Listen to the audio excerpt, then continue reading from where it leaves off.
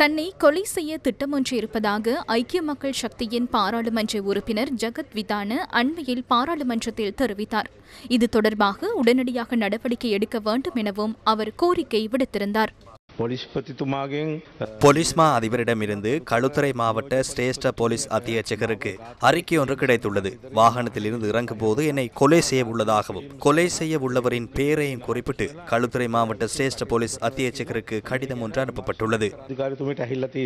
இந்த விடயம் பாராளுமன்றத்தில் பேசப்பட்டதை அடுத்த தினத்திலேயே பாராளுமன்ற உறுப்பினர் ஜகத் விதான பல சிசிடிவி காட்சிகளை ஊடகங்களுக்கு வெளியிட்டார். அதில் அவர் வீட்டில் இல்லாத போது அடையாளம் தெரியாத நபர்கள் பலர் அவரது வீட்டிற்கு வந்து அவரது தனிப்பட்ட தகவல்களை விசாரித்ததாகவும் அவர் குறிப்பிட்டுள்ளார்.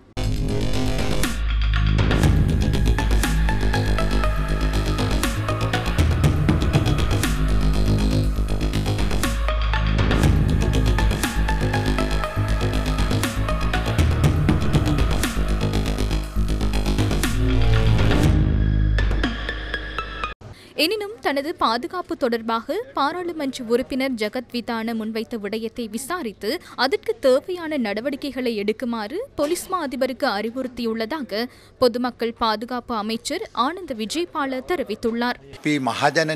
மக்கள் பிரதிநிதிகளின் பாதுகாப்பை உறுதி செய்ய நாங்கள் எப்போதும் தயாராக இருக்கிறோம். இதுவரை கிடைத்த தகவலின்படி சமூகத்தில் சட்டத்தை மதிக்கும் எந்த ஒரு பொது பிரதிநிதிகளுக்கும் எந்த தடைகளும் இல்லை. பாராளுமன்ற உறுப்பினர் ஜகத் விதான போலீஸ் மா அதிபரிடம் ஒரு கோரிக்கையை வைத்திருந்தார். அந்த சந்தர்ப்பத்தில் அவர் மீது விசாரணை நடத்த வேண்டியிருந்தது. முதற்கட்ட விசாரணைக்கு பின்னர் பாதுகாப்பு வழங்கப்பட்டுள்ளது. எதிர்க்கட்சி ஆளும் கட்சி என்ற வேறுபாடு இல்லை. எவரேனும் ஒருவருக்கு அச்சுறுத்தல் விடுக்கப்பட்டால் மக்கள் பிரதிநிதிகளுக்கு பாதுகாப்பை வழங்க நாங்கள் தயாராக உள்ளோம். இதனிடையே இன்று பேருவளையில் நடைபெற்ற நிகழ்வில் பங்கேற்ற பாராளுமன்ற உறுப்பினர் ஜகத் விதான தனது பாதுகாப்பு குறித்து கருத்து வெளியிட்டார்.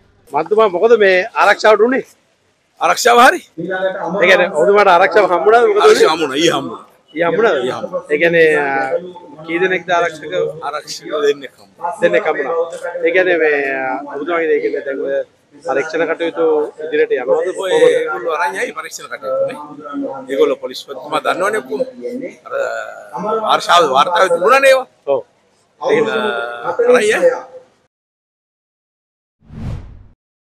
ஜகத் விதான திட்டமிட்ட குற்ற செயல்களுடன் தொடர்பு வைத்திருப்பதாக குற்றச்சாட்டுகள் காணப்படுவதாக போலீஸ் மா அதிபர் சட்டத்தரணி பிரியந்த வீரசூரிய இன்று பிற்பகல் தெரிவித்தார்.